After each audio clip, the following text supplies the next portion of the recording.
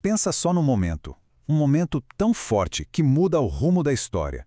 E não, ele não acontece num palácio ou num campo de batalha, mas no silêncio absoluto do deserto, diante de um fogo que simplesmente não faz sentido.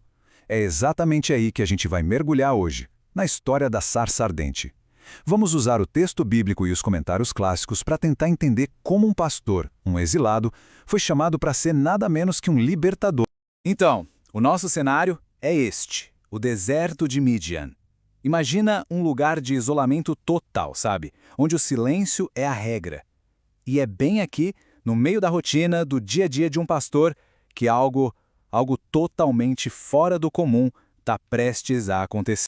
E quem é essa figura central? Bom, a gente precisa conhecer nosso protagonista, Moisés. Um homem que, olha só que ironia, já conheceu o poder de perto, lá como príncipe do Egito, mas que agora vive como um simples pastor no exílio, cuidando do rebanho do sogro. E num dia que tinha tudo para ser igual a todos os outros, a vida dele, e não só a dele, mas a de uma nação inteira, estava prestes a virar de cabeça para baixo.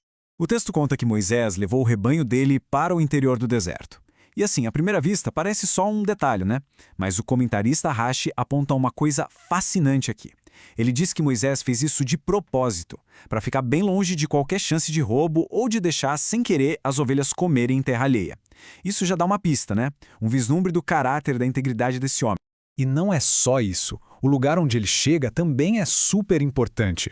O texto chama de o Monte de Deus. Mas, atenção, isso é antes de qualquer coisa acontecer por lá. É quase como, sei lá, um spoiler divino. Os comentaristas veem exatamente assim. O nome foi dado por causa do que iria acontecer ali. O palco estava literalmente montado para esse encontro. E aqui, é exatamente aqui, que o dia a dia comum de Moisés se choca com o impossível. A atenção dele é capturada. Mas não é por um simples incêndio, não. É por um milagre que simplesmente desafia tudo o que se conhece sobre a natureza. Isso levanta uma pergunta bem interessante, né? Pensa bem, com tantas árvores imponentes no mundo, por que logo um arbusto? Um espinheiro, uma planta humilde?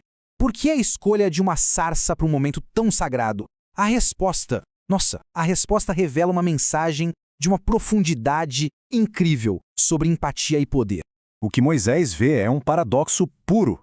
É um fogo que queima, que arde com uma força sobrenatural, mas não consome nada. O arbusto está intacto.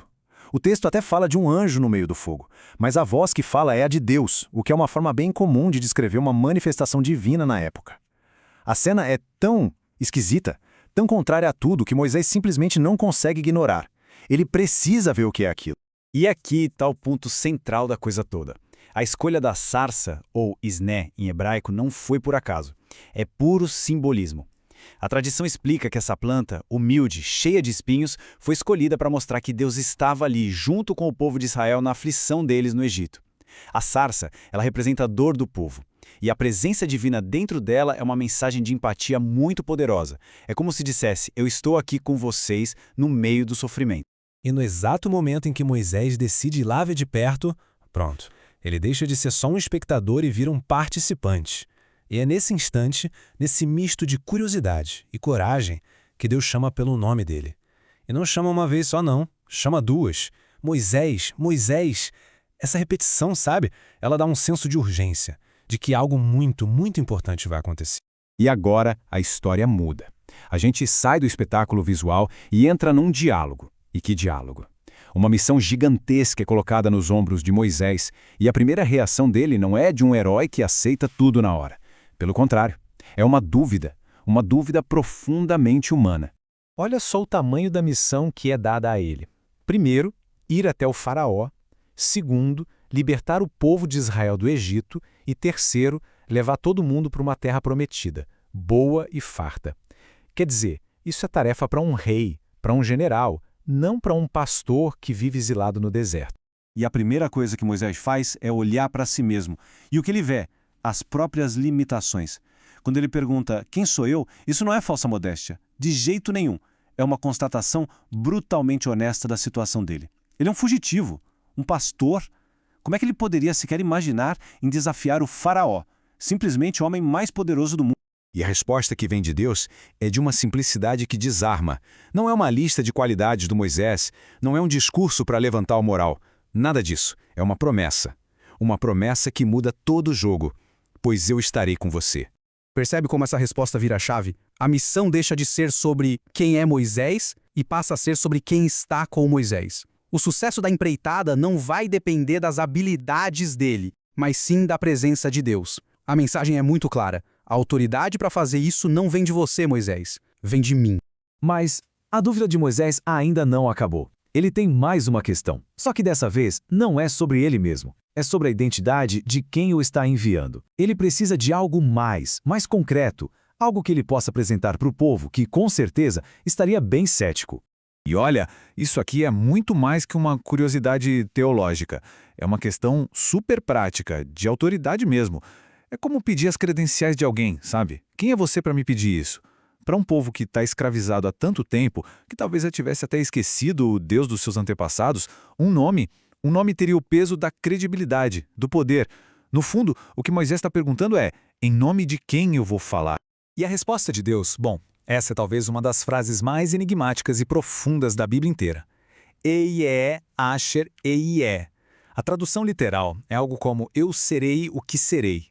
Não é um nome do jeito que a gente pensa, como João ou Maria. É uma declaração de existência pura de um ser que está em constante ação. Ok, vamos tentar decifrar isso com a ajuda dos comentaristas. Esse nome é, na verdade, uma promessa dinâmica. O primeiro sentido é, eu estarei com eles agora nessa dificuldade do Egito. Mas também quer dizer, e eu estarei com eles em qualquer outra dificuldade no futuro. Só que aí, a tradição conta que Moisés meio que questionou. Peraí, por que já falar de sofrimento futuro agora? O pessoal já está sofrendo bastante. Então Deus concorda e foca no presente, dizendo para ele falar simplesmente eu serei, me enviou. O foco total é na libertação que precisa acontecer agora. Então, para resumir, o nome de Deus aqui não é um substantivo, é quase um verbo. Não é um título estático, mas sim uma promessa.